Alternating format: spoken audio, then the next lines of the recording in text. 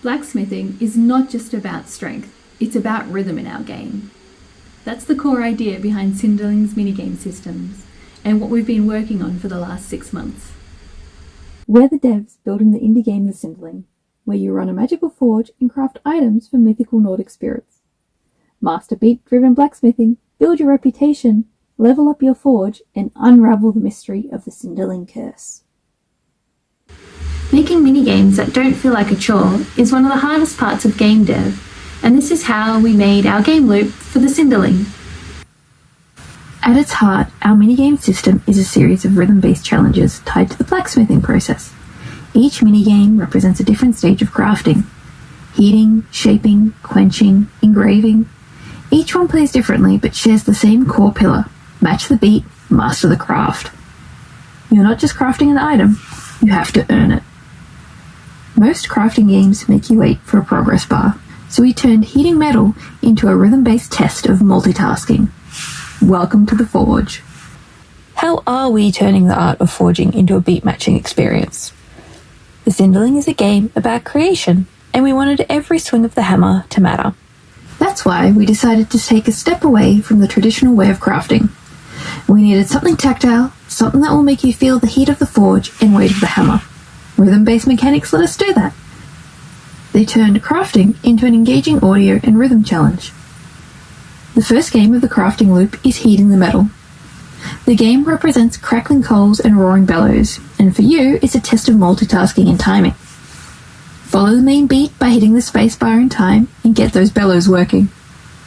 The second test is to cool down the rogue embers to keep a steady, even heat by dragging your mouse over them on the off beat. Once you've heated the metal, it's time to take it to the anvil. Heating the steel was just the warm-up.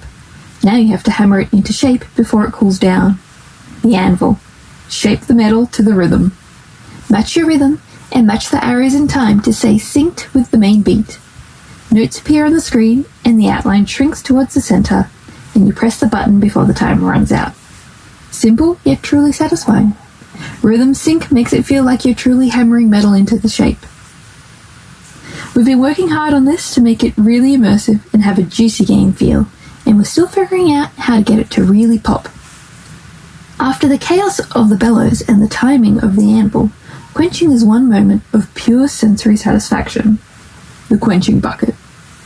There is nothing more satisfying than the hiss of hot metal in water, but stay focused, one mistake and everything is ruined.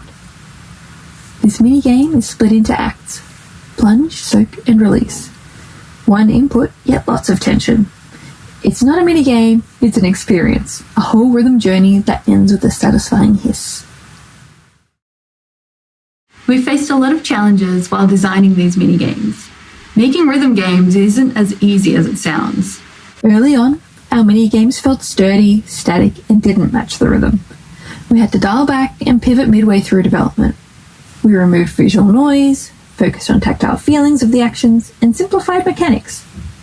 By adding more feedback, hints, and reworking difficulty curves, we started to make this feel more satisfying.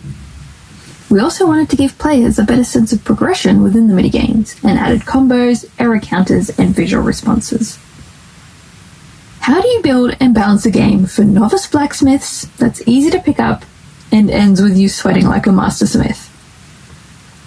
Figuring out difficulty was a huge problem. We want the minigames to be accessible, yet rewarding, and brutal to master. And the solution was simple: adjustable parameters. So we started messing around with the numbers of sequences, lengths of the opportunity windows, and speed of the beats. And luckily, you're the one that gets to decide. The difficulty is up to you to choose. Do you ease in as a novice or sweat as a legend? I know which one I'd pick. Nothing ruins a cozy game faster than mindless repetitive minigames, and that's our biggest fear. Not just of the gameplay, but of the audio as well. So each minigame now has a unique set of songs. Procedurally layered audio means that no two minigames sound the same. We do this by making dozens of small beat sequences and combining them together each time you launch the minigame. So each combination is unique, and there are hundreds of them. Not only that, but the minigame music tracks change depending on how well you're playing.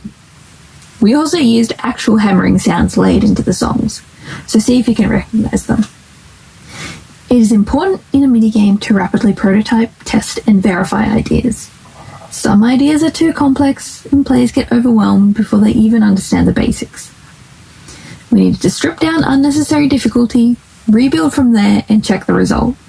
We ideated, prototyped and tested. We've killed some minigame ideas already, such as polishing, dusting, starting the fire, but it means we can focus on the games we want so we can make them fun and punchy. And we're not done yet. Our minigames are still in early development, and we're actively polishing and making changes to them. We want them to be more dynamic, more active, and more engaging. We're tightening timing, refining visuals, adding more audio feedback to make every action impactful. But we're also looking ahead, and now we're planning our 4th minigame. Our next big focus is to tie minigames to narration and progression systems. We want to give players more control over their experience, whether that's adjusting the difficulty of the minigame, choosing their rewards, or skipping the minigame completely using folkloric magic. Rhythm and blacksmithing may seem like an odd pair, but in the Cinderling they fit together. These minigames are more than a mechanic, it's a core part of our game's identity, and we can't wait for you to try them out. You can join our Discord community to get access to the super early version of the game, give some feedback and help us shape the final experience. Come and wear your blacksmith apron, craft some axes and feel the rhythm of the forge.